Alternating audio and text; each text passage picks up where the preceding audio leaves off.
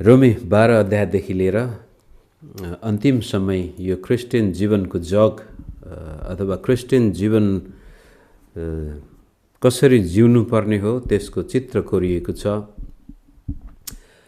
1 देखि लिएर 11 अध्यायसम्म कता कता त्यसमा सैद्धान्तिक पक्षहरू नै बढी देखिन्छन्।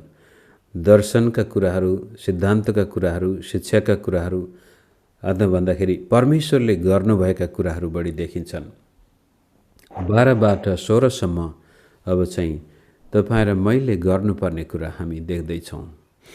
तपाईँ र मेरो जीवनबाट परमेश्वर के चाहनुहुन्छ र विशेष आज म धेरै लामो जाँदिनँ। यो 12 अध्यायको 1 र 2 पद एकदमै महत्त्वपूर्ण पदहरूमा आउने पद हुन् र यो क्रिस्चियन पवित्र जीवनको जग नै हो।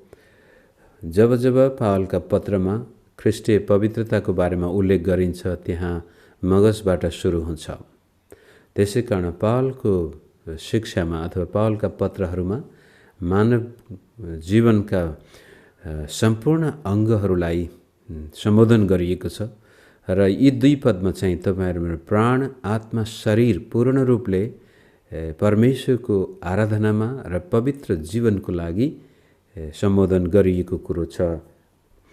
आउनुहोस् हामी यो 2 पद पढेर अनि अगाडि जाउँ। यस कारण भाइ हो, जब जब बाइबलमा यस कारण अथवा पावलका पत्रहरूमा विशेष गरी यस कारण भन्ने शब्द आउँछ त्योभन्दा अगाडि उहाँले भन्नुभएका कुरा हामीले बिर्सनु हुँदैन। र यस कारण भाइ हो भन्ने बित्तिकै बहिनीहरू पनि यसमा आउँछन्। ग्रीक शब्द अडल्फोइ भन्ने यो किसिमको जेनेरिक शब्द जसले भाइ बहिनी भनेर हामी भन्ने गर्छौँ, तर त्यो बेलामा चाहिँ त्यो चलन थिएन। त्यसै कारण भाइ हो, परमेश्वरको कृपालाई ध्यानमा राखी, याद गर्नुहोस् जब हामी स्वधर्मी बन्दछौँ त्यति बेला परमेश्वरको कृपा बिर्सेका हुन्छौँ, तर जब परमेश्वरका कृपालाई हामी ध्यान दिन्छौँ त्यसपछि परमेश्वरले हाम्रो जीवनमा गर्नुभएका सबै कामलाई सम्झेको कारण हाम्रो जीवनबाट अझ प्रभुलाई बढी महिमा दिन चाहन्छौँ। यदि परमेश्वरको कृपालाई ध्यान दिने होइन भनेदेखि कता कता मुक्ति पनि हामी आफैले कमाएको, आत्मिक जीवनमा सफलता हासिल आफैले गरेको, भौतिक जीवनमा सफलता आफैले हासिल गरेको, मैले गर्दाखेरि म यहाँ आइपुगेको हुँ, मैले त आफैलाई यहाँसम्म ल्याएको छु भन्ने खालको भावना जान सक्छ। त्यसै कारण एकअर्कासँग तुलना गरेर एकअर्कासँग मेल नखानु, बेमेल हुनु, अहङ्कार आउनु, यी सबै कुराहरू परमेश्वरको कृपालाई बिर्सेको कारण हुन जाने कुरा पावललाई थाहा थियो। त्यसै कारण परमेश्वरको कृपालाई ध्यानमा राखी, यो ध्यान भन्ने शब्द पनि तपाईहरु मेरो सोच मगजसँग सम्बन्ध राख्ने शब्द हो। यी 2 पदमा धेरै पटक यो सोचको सम्बोधन गरिएको छ, कारण पूर्ण रूपले ईसाई जीवन पवित्र तरिकाले जिउने हो, पवित्रतामा जिउने हो भनेदेखि तपाईं र मेरो मगजको भूमिका अत्यन्तै गहिरो छ। यसलाई ध्यान नदिएको कारण धेरै पटक क्रिस्चियन जीवनमा अनावश्यक हामीले सङ्घर्ष गर्नुपर्ने हुन्छ। ध्यानमा राखी म तिमीलाई अनुरोध गर्दछु, यो पनि फेरि यो तपाईं र मेरो इच्छा शक्तिसँग सरकार राख्ने भाषा हो। तपाईको र मेरो निर्णय गर्न सक्ने क्षमता भएको कारण नै हामीलाई अनुरोध गरिन्छ, होइन भनेदेखि त हामीलाई जबरजस्ती गरिनु पर्ने हो। त यही ठाउँमा पनि कृपालाई ध्यानमा राखी म तिमीहरूलाई अनुरोध गर्दछु। एक किसिमको यो अंग्रेजी शब्दमा त बिसिच भन्ने शब्द आउँछ। यो यस्तो अनुरोध हो जसमा माया छ, ममता छ, चिन्ता छ र कहिलेकाहीँ रिस पनि छ। यी सबै कुराहरू मिसिएको शब्द आई बिसिच यु भन्ने शब्द चाहिँ निकै गहिरो छ। एउटा साधारण शब्द चाहिँ रिक्वेस्ट भनेको एकदमै हल्का हो। जब कसैलाई बिसिच यु भन्ने शब्द चलाइन्छ यो चाहिँ माया ममताका साथसाथै चिन्ता अनि कहिलेकाहीँ त्यो गाली गर्ने मन पनि छ त्यसमा। आफ्ना छोराछोरी जब बाटो बिराउँदाखेरि तपाईँ मलाई असहाय हुन्छौँ, जति सम्झाउँदा पनि उनीहरूले मान्दैनन्। बाबु नगर त्यस्तो, छोरी त्यहाँ नगर भन्दाखेरि जब उनीहरू व्यवस्था गर्दछन् त्यति बेलामा खुशामत भन्ने शब्द पनि बेला बखतमा, त्यो खुशामतमा माया प्रेमका साथसाथै रिस पनि छ। र त्यो गर्नुको पछाडिपट्टि त्यो व्यक्तिले चाहेको खण्डमा हाम्रो खुशामत सुन्न सक्छ, चाहेको खण्डमा त्यसलाई लत्याउन पनि सक्छ। यो क्रिस्चियन जीवनमा तपाईं र मेरो इच्छा शक्ति, तपाईं र मेरो सोच, तपाईं र मेरो भावना पनि आउँछ। तर यहाँ चाहिँ विशेष गरी मगजसँग सरोकार राखिएको कुराहरू छन् कि तिमीहरूको आत्मिक उपासनाको रूपमा आफ्ना शरीरलाई पवित्र र परमेश्वरलाई ग्रहणयोग्य हुने जिउँदो बलिको रूपमा अर्पण गर। यहाँनिर कि तिमीहरूको आत्मिक उपासनाको रूपमा भन्ने शब्द पनि नेपालीमा यो कता कता अलि अर्थ त्यति स्पष्ट हुँदैन।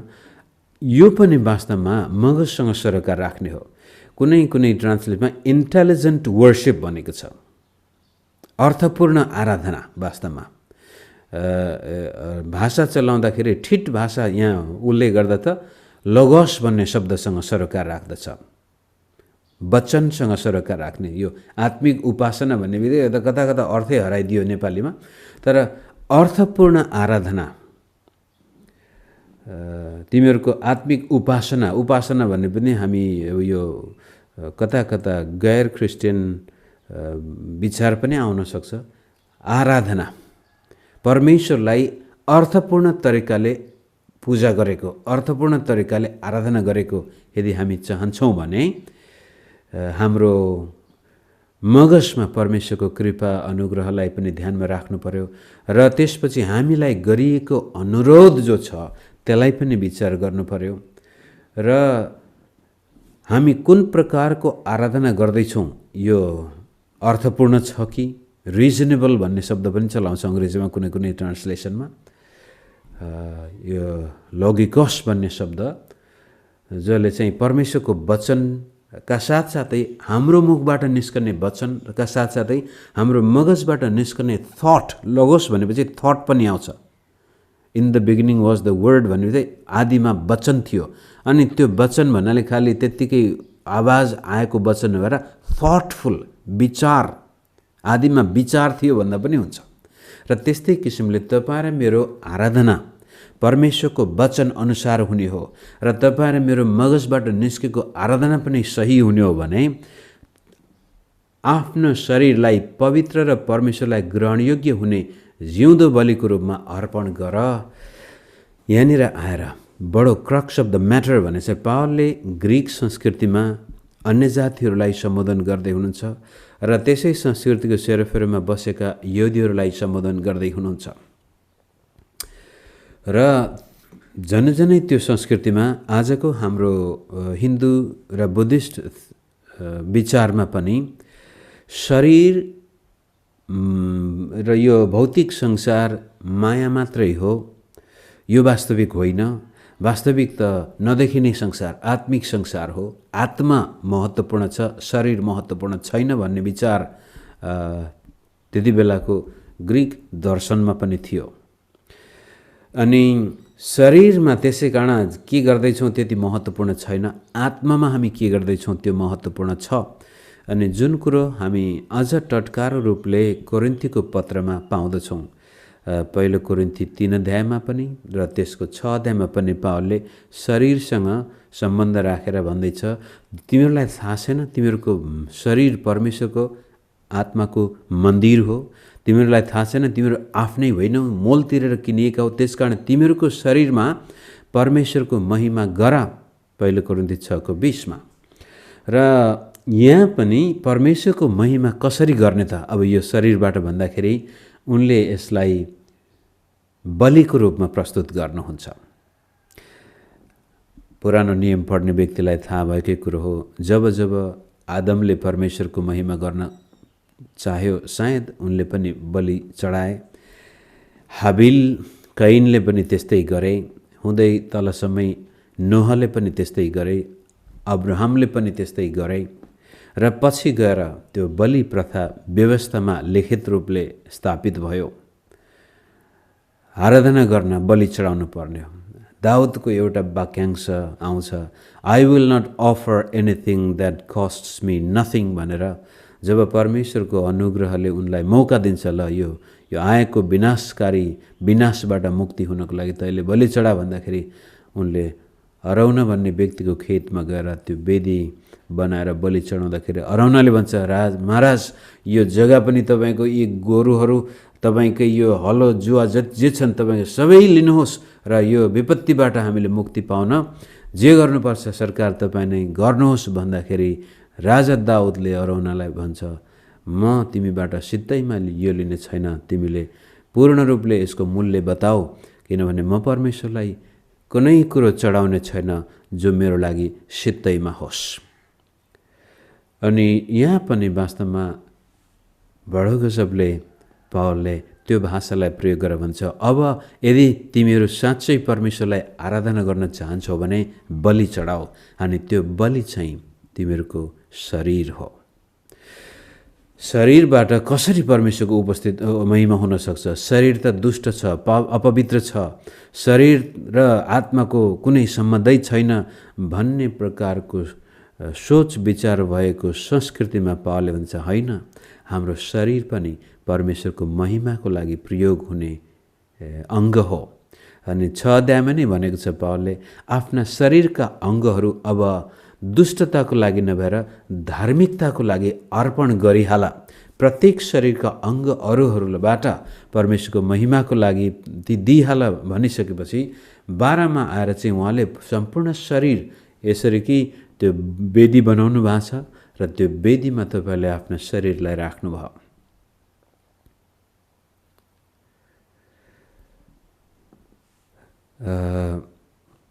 अब साँच्चै तपाईँ र म अब्राहमले इसाकलाई वेदीमा राखे जस्तै शरीरै राख भन्न खोजेको त होइन, तर यो शरीर र शरीरका अभिलाषाहरू र शरीरका अङ्गहरू जो जति छन् परमेश्वरको महिमाको लागि हामीले प्रस्तुत गरेका छौँ या आफ्नै स्वार्थी अभिलाषाहरू पुरा गर्न प्रयोग गरेका छौँ, त्यसलाई हामीले बुझ्नुपर्ने हुन्छ।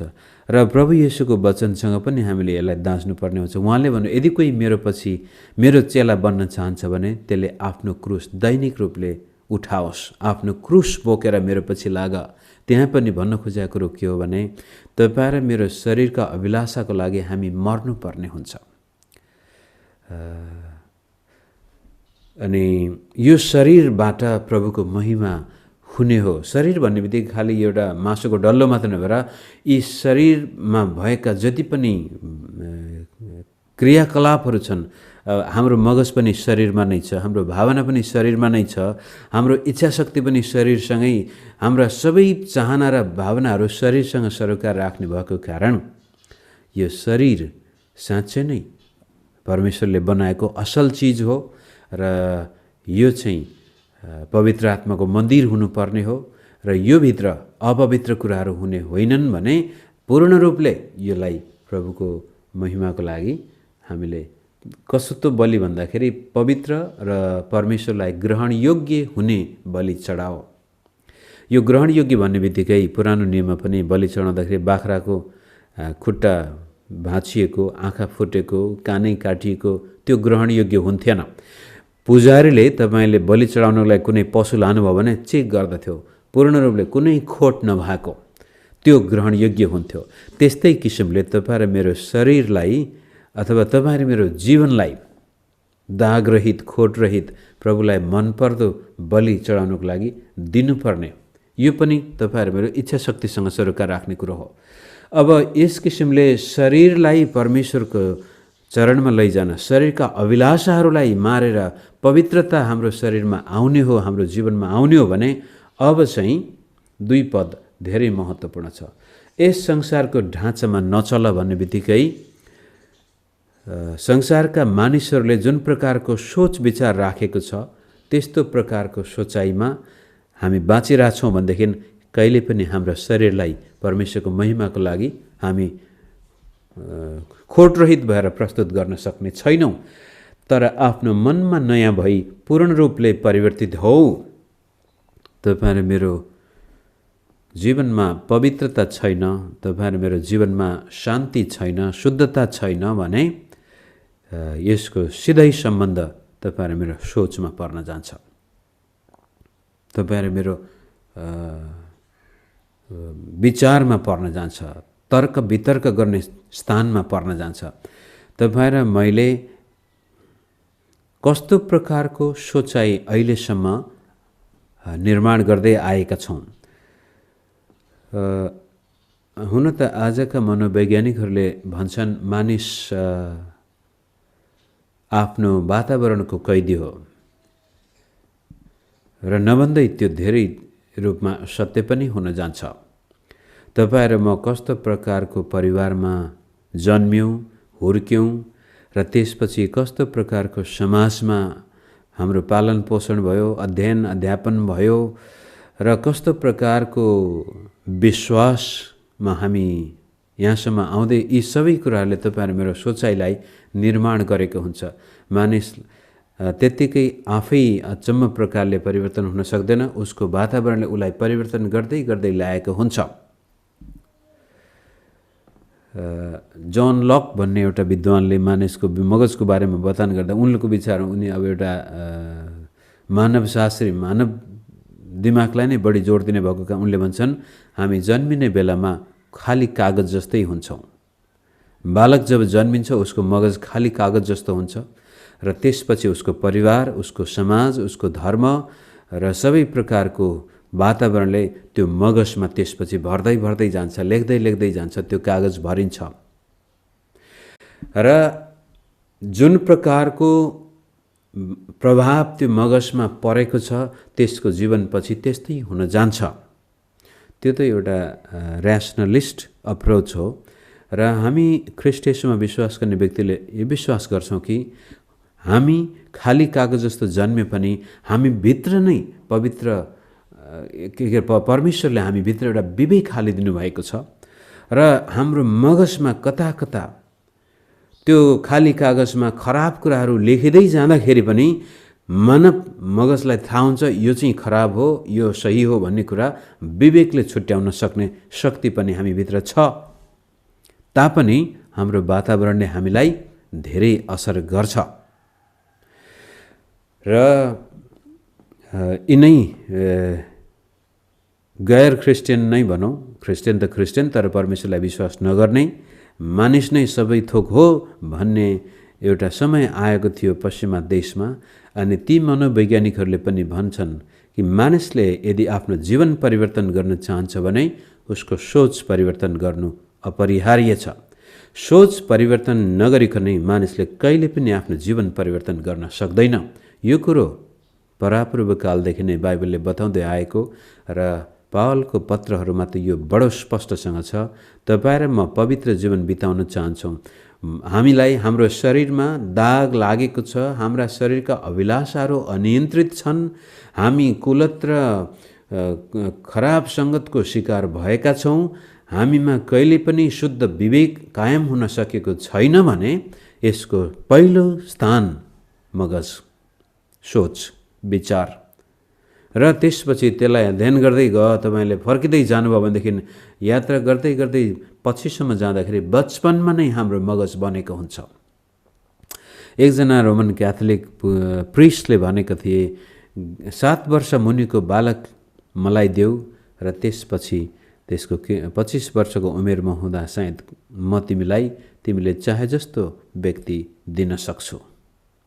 7 वर्ष मुनि, धेरैले त 3 वर्षको समयमा नै हाम्रो मगज बनिसकेको हुन्छ र पनि 7 वर्षसम्म त्यो मगजमा जुन प्रकारको प्रभाव पर्यो त्यसपछि जीवनभरि त्यो रहन्छ रे। त अहिले आएर एउटा नयाँ सिद्धान्त निकालेको छ वैज्ञानिकहरूले चाहिँ एपिजेनेटिक भनेर। यसले के भन्छ भने हो मान्छे हामी वंशानुगतको गुण पनि भन्छौँ र त्यसपछि बचपनदेखि नै लागेको बानी पनि भन्छौँ। तर अहिले आएर मानिसले आफ्नो वातावरण परिवर्तन गर्न सकेको खण्डमा उसको त्यो वंशानुगतको गुण पनि परिवर्तन हुन सक्ने सम्भावना अहिले आएर यो वैज्ञानिक अध्ययनबाट प्रमाणित हुँदैछ। भने परमेश्वरको वचनले हामीलाई भन्दैछ यदि हामी अब हिजो अस्ति पावलको तत्कालीन समस्या भनेको यहुदी र गैर यहुदी क्रिस्चियन बीचको मतभिन्नता र क्रिस्चियनहरूमा पनि पहिला ख्रिस्टलाई चिन्नुभन्दा अगाडिको पापपूर्ण जीवनशैली, लागेको नराम्रो बानी व्यवहार, नराम्रो सोच, यी सबै कुराहरू छन्। र हामीले अर्को कुरो पनि याद गर्नुपर्ने के हुन्छ भने हामी आत्मामा नयाँ गरी जन्मेका छौँ तर शरीरमा प्राणमा हामी नयाँ भएका छैनौँ। त पुरानो सोचाइ अहिलेसम्म हामीसँग छ। पुराना बानी व्यवहारहरू, हाम्रो जिब्रोको स्वाद, आँखाको जुन प्रकारको अभिलाषा थियो, मगजले जुन प्रकारको अहङ्कार पहिला गर्दथ्यो अझै पनि त्यो छ। त्यसलाई परिवर्तन नगरिकनै हामी हाम्रो शरीरलाई जिउँदो बलिको रूपमा प्रदान गर्न सक्दैनौँ।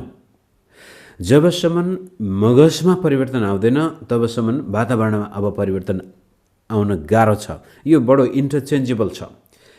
वातावरणमा परिवर्तन ल्याउन मगज परिवर्तन हुनु पर्यो। अब त्यो मगजमा आएको परिवर्तनलाई अझ विकसित गराउन हाम्रो वातावरणमा पनि त्यस्तै प्रकारको परिवर्तन आउनुपर्ने हुन्छ। त्यसै कारण यस संसारको ढाँचामा भने चाहिँ जुन प्रकारको वातावरणमा हामी हुर्केका छौँ, जस्तो चल्दै आएको थियो त्यस्तै प्रकारको चलनमा हामी गयौँ भनेदेखि कहिले हामी परिवर्तन हुन सक्दैनौँ। नेपाली समाजलाई हामीले अध्ययन गऱ्यौँ, नेपालको परिवेशलाई अध्ययन गऱ्यौँ, राजनीतिलाई अध्ययन गऱ्यौँ भने हेर्नुहोस्, जस्तोसुकै राजनीतिक परिवर्तन आए पनि हाम्रै जीवनकालमा कति परिवर्तन आए, तर कहिल्यै देशले परिवर्तन गर्न सकेन। किनभनेदेखि यी मानिसहरू जो परिवर्तन ल्याउनेहरूको पनि सोचाइ त पुरानै छ। हिजो राणाले खाएको थियो देश, त्यसपछि राजाहरूले खाए होला, त्यसपछि सामन्तीहरूले खाए होला, अनि त्यसपछि आएर यी प्रजातन्त्रको पक्षधरहरूले खाए होला, त्यसपछि केही समय अहिले आएर कम्युनिस्टहरूले खान थाले, अनि बिस्तारै बिस्तारै जसको हातमा त्यो पर्यो, कारण मेरो देशलाई बनाउनुपर्छ, त्याग, तपस्या, बलिदान, मानव समाज सेवा, चुनाव जित्नुको मुख्य उद्देश्य नै कसरी हुन्छ? अब आफ्नो जीवन बनाउनु, अरूलाई बनाउने होइन, आफ्नो लागि। त पावलले यहाँनिर पछि गएर तल हामी हेर्दै जानेछौँ, चर्चभित्र एउटा उत्तम वातावरण सिर्जना हुने हो भने पहिला मगजमा परिवर्तन आउनु पर्यो र त्यसपछि मात्रै हामी परमेश्वरको असल, ग्रहणयोग्य र सिद्ध इच्छा के हो त्यो तिमीहरूले जाँच्न सक्नेछौ। यो जाँच्न सक्नेछौ भन्ने शब्द अलिक कमजोर छ। यु विल प्रुफ भन्ने शब्द प्रमाणित गर्न सक्नेछौ भन्न खोजेको पनि हुनसक्छ। कि जब मेरो मगज परिवर्तन हुन्छ, बिस्तारै मेरो व्यवहार परिवर्तन हुन थाल्छ। हिजो अस्तिमा अरू मानिससँग दुश्मनीको व्यवहार गर्थ्यो भने अब म प्रेमको व्यवहार गर्दैछु। यसले प्रमाणित गर्दैछ ममा परमेश्वरको इच्छा के रहेछ। परमेश्वरको असल पहिलो कुरो, ग्रहणयोग्य दोस्रो कुरो, र सिद्ध। परमेश्वरको इच्छा हाम्रो लागि जहिले पनि असल हुन्छ। र तपाईँ र मेरो जीवनमा प्रभुले जे गर्न चाहनुहुन्छ त्यसलाई स्वीकार गऱ्यौँ, त्यो असल शिक्षालाई स्वीकार गऱ्यौँ भनेदेखि त्यो परमेश्वरको सामनेमा पनि ग्रहणयोग्य, मानिसको सामनेमा पनि त्यो ग्रहणयोग्य हुन्छ र बिस्तारै हाम्रो जीवनको अन्तिम लक्ष्य हामी पूर्ण रूपले पुरा गर्दछौँ। त यसलाई समराइज गर्दाखेरि परमेश्वरको योजना छ तपाईँ र मेरो जीवनको लागि, र त्यो योजना हामी प्रमाणित गर्न सक्छौँ यही संसारमा बस्दाखेरि। अनि त्यो असल छ, त्यो सबैको सामनेमा ग्रहणयोग्य हुन्छ। मानिससँग पनि जब तपाईँ मेरो जीवनमा परमेश्वरको त्यो इच्छा योजना पुरा भएको हुन्छ, मानिस पनि हामीसँग मित्र बन्न चाहन्छन्। परमेश्वरको नजरमा त छँदैछ र त्यो नै सिद्ध इच्छा हुनेछ। अर्थात् अब जीवनमा हामी मर्दाखेरि पस्ताएर मर्नुपर्ने छैन।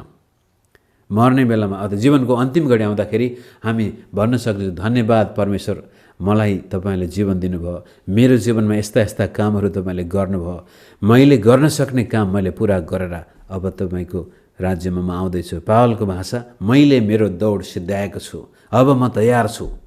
सिद्ध इच्छा, सिद्ध योजना एउटा क्रिस्चियनको जीवनमा पुरा भएको हामी जीवनको अन्तिम घडीमा देख्न चाहन्छौँ भने हाम्रो परिवर्तन सोचबाट हुनु पर्यो, मगजबाट हुनु पर्यो। म त भन्छु जबसम्म तपाईँ र मेरो सोचाइ परिवर्तन हुँदैन हामी कहिले पवित्र जीवन बिताउन सक्दैनौँ। होला तपाईँलाई पवित्र आत्माले बप्तिस्मा भएर पवित्र आत्माको भरपुरीमा बडो अचम्मको काम भएको हुनसक्छ, तर त्यो लामो समय टिक्दैन। किनभने परमेश्वरले हामीलाई रात दिन पवित्र आत्माले जबरजस्ती घोक्राएर लाने होइन, उहाँले तपाईँ र मेरो इच्छा शक्तिलाई प्रयोग गरेर हामी सँगसँगै उहाँ जान चाहनुहुन्छ। अनि यसलाई जीवनसँग व्यवहारिक जीवनमा लागू गर्दाखेरि पनि मानिलिउँ तपाईँको चर्चमा कुनै एकजना विश्वासी छ जसलाई देखेर तपाईँ एकदमै एलर्जी हुन्छ, तपाईँलाई इरिटेट हुन्छ, त्यो देख्ने बित्तिकै तपाईँलाई रिस उठ्छ। यो मान्छे त यो चर्चमा नआइदिए पनि हुन्थ्यो भन्ने भावना तपाईँको छ भने समस्या त्यो व्यक्तिमा होइन, समस्या तपाईँ र मेरो सोचाइमा हो। हिजो साँझ पनि हामी बुढाबुढी कुरा गर्दै थियौँ। कहिलेकाहीँ कुनै मान्छेले त्यस्तै व्यवहार देखाउँछन्, त्यो व्यक्ति गइदिएको भए समस्याको समाधान हुन्थ्यो होला भनेर हामी सोच्दैछौँ भने यसको मतलब हामी जानुपर्ने समस्या त्यो व्यक्तिमा होइन, समस्या हाम्रो सोचमा हो। होला त्यो व्यक्तिको बानी नराम्रो होला, त्यो व्यक्तिको बोली नराम्रो होला, त्यसले जेसुकै गरोस् न, यदि कुनै अरू मानिसको बानी व्यवहारले गर्दा तपाईँ र मेरो मगजमा नकारात्मक असर परेको छ, तपाईँ र मभित्र एक किसिमको त्यो तितोपना उत्पन्न गरेको छ, तपाईँ र मभित्र एक किसिमको त्यो द्वन्द्व उत्पन्न गरेको छ भने समस्या त्यो व्यक्तिको होइन, समस्या मेरो हो। अब यो कुरो जबसम्म हामी स्वीकार गर्दैनौँ हाम्रो जीवनमा हामी कहिल्यै शान्ति, मिलाप, प्रेम अनुभव गर्नै सक्दैनौँ। जहिले पनि फलानुले गर्दाखेरि मेरो जीवनमा यस्तो भएको हो, यो कुरो विवाहमा पनि लागू हुन्छ।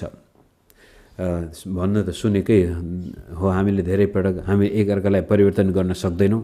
तर धेरै विवाहमा सङ्घर्ष के हुन्छ भने श्रीमानले श्रीमतीलाई परिवर्तन गर्न चाहन्छ, श्रीमतीले श्रीमानलाई परिवर्तन गर्न चाहन्छ, तर त्यो कहिल्यै सम्भव हुँदैन।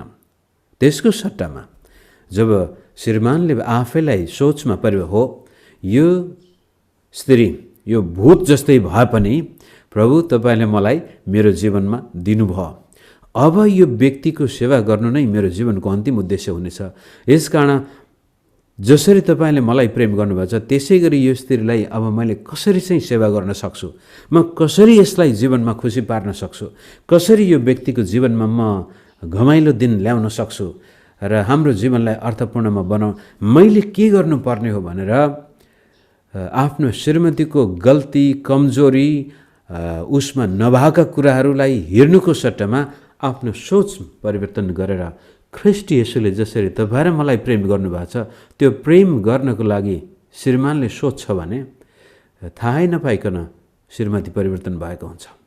त्यस्तै किसिमले श्रीमतीले आफ्नो श्रीमान चाहिँ एकदमै त्यो भुस्तिग्रे लठेङ्ग्रो लाटो गोइठो जस्तो सुकै बेवकुफ भए पनि अब प्रभु तपाईँले मलाई दिइहाल्नु भयो यसलाई, अब म कसरी चाहिँ यो व्यक्तिलाई माया गर्न सक्छु, कसरी यो व्यक्तिको जीवन बनाउन सक्छु, कसरी यो व्यक्तिलाई म इज्जत दिन सक्छु, हे प्रभु तपाईँले मलाई सहायता गर्नुहोस्। मेरो जीवनको लक्ष्य नै भनेको अब यो व्यक्तिसँग जीवन बिताएरै अन्तिमसम्म मर्नुस् नमरुन्जेलसम्म म यो व्यक्तिसँग जानेछु भने त्यो सोच परिवर्तन आइदिएको खण्डमा त्यसपछि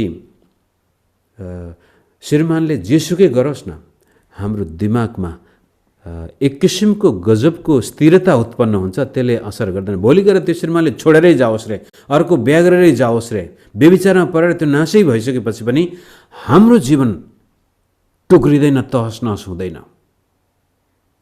कारण हाम्रो जीवनको खुसी, हाम्रो जीवनको सन्तुष्टि, हाम्रो जीवनको पवित्रता अरू व्यक्तिमा निर्भर हामीले गरेनौँ, आफ्नो सोचमा हामीले निर्भर गर्यौँ। र त्यस्तै किसिमले श्रीमती पनि जस्तो सुकै भइदियो भने यदि मेरो पवित्र जीवनको लागि म जिम्मेवार छु भनेर मैले मेरो तर्फबाट आफ्नो दिमागलाई नियन्त्रणमा राखेँ र परिवर्तित भएर बलिदानको आत्मा ममा आयो भनेदेखि त्यो विवाह साह्रै सुन्दर बन्न जान्छ र केही गरी त्यो विवाह टुक्रिएरै गयो भने पनि त्यसले जीवन तहस नहस गर्दैन। त्यो मान्छे आफ्नो जीवनमा आफ्नो लक्ष्य पुरा गरेरै बिताउन सक्छ। तर होइन श्रीमती राम्रो भइदिएको भए मेरो जिन्दगी कति राम्रो हुन्थ्यो होला, श्रीमान राम्रो भइदिएको भए मेरो जीवन कति राम्रो हुन्थ्यो होला। मेरी बासै हेर्दै थियौँ हामी, अनि मेरी बासैले त के हो त्यो दारी बाबुको छोरीले भन्दै थियो मुला सागलाई हेरेर यस्तो श्रीमान भइदिएको भए कति राम्रो हुन्थ्यो। यदि त्यस्तो भावना हामीमा छ भने जिन्दगीमा हामी कहिल्यै खुसी हुन सक्दैनौँ, कहिल्यै पवित्र जीवन पनि बिताउन सक्दैनौँ। त्यसै कारण सोचबाट जीवनको जग बसालौँ। सोच परिवर्तन विलियम जेम्स भन्ने विद्वानले भन्नुभएको छ आजको संसारमा, उनले यो आजभन्दा 120-30 वर्ष अगाडि नै लेख्नुभएको, 40 वर्षै होला त्यतिखेर लेख्नुभएको किताब हो। अनि उहाँले भन्छ मेरो पुस्ताको सबैभन्दा महान आविष्कार भनेको, त्यति बेला वैज्ञानिक आविष्कारहरू हुँदै थिए, ठुल्ठुला कुराहरू देखा पर्दै थिए, मेरो पुस्ताको सबैभन्दा ठुलो आविष्कार भनेको नै यो हो कि यदि मानिसले आफ्नो सोच परिवर्तन गर्न सक्छ भने जीवन परिवर्तन गर्न सक्छ। र पावलले त्यो कुरो त 2000 वर्ष अगाडि नै हामीलाई भन्नुहुन्छ, यस संसारको सोच अनुसार नसोच, तर पवित्रतामा आफ्नो मनमा पूर्ण रूपले नयाँ भएर परिवर्तन भएर जीवन प्रभुमा अर्पित गर्यो भनेदेखि परमेश्वरले चाहेको जीवन हाम्रो जीवन हुनेछ। र रोमी 8 अध्यायमा नै उहाँले बडो स्पष्टसँग भनिसक्नु भएको छ, पवित्र आत्मामा लागेको मन जीवन र शान्ति हो, शरीरका अभिलाषामा पापी स्वभावमा लागेको मन मृत्यु हो। यहाँ यो मन पनि शरीरलाई मात्रै होइन, शरीरलाई बलिदान स्वरूप दिनको लागि पहिला हाम्रो मगज परमेश्वरमा समर्पित हुनु पर्यो र त्यसपछि हाम्रो शरीरमा पनि परमेश्वरले आफ्नो महिमा गर्नुहुनेछ।